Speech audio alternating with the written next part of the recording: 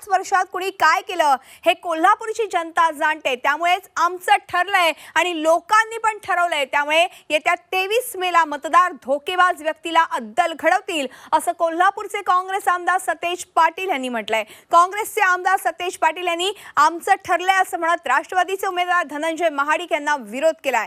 त्या पार्श्वभूमीवर त्यांच्याशी बातचीत केली आहे आमचे कोल्हापूरचे प्रतिनिधी प्रताप नाईक यांनी। उत्स्फूर्त मतदानाला सुरुवात झालेली आहे। काँग्रेसचे आमदार सतेज पाटील आपल्या सोबत आहेत। मला सांगा काय ठरलंय तुमचं? नाही, चांगलं लोकशाहीमध्ये जास्तीत जास्त मतदान करण्याचा भूमिका त्या ठिकाणी निश्चितपणे आहे आणि चांगलं मतदान होईल। आपलं ठरलंय ही टॅगलाईन तुमची आहे।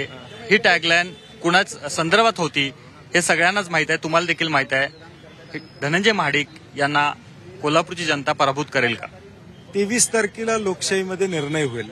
जनतेला सर्व काय कळतं, 5 वर्ष कुणी काही केलेलं आहे आणि 5 वर्ष कुठले मुखोटे घेऊन लोक पुढे आलेले आहेत आणि 5 वर्षामध्ये कुठल्या पक्षाशी त्यांनी संधान बांधलेलं आहे याचा निर्णय निश्चितपणे जनता लोकशाहीमध्ये घेणार। कोल्हापूरची जनता कोणाला निवडून देईल? कोल्हापूरची जनता सुद्धा नाही, आमचं ठरलं या भूमिकेला ठरवणार।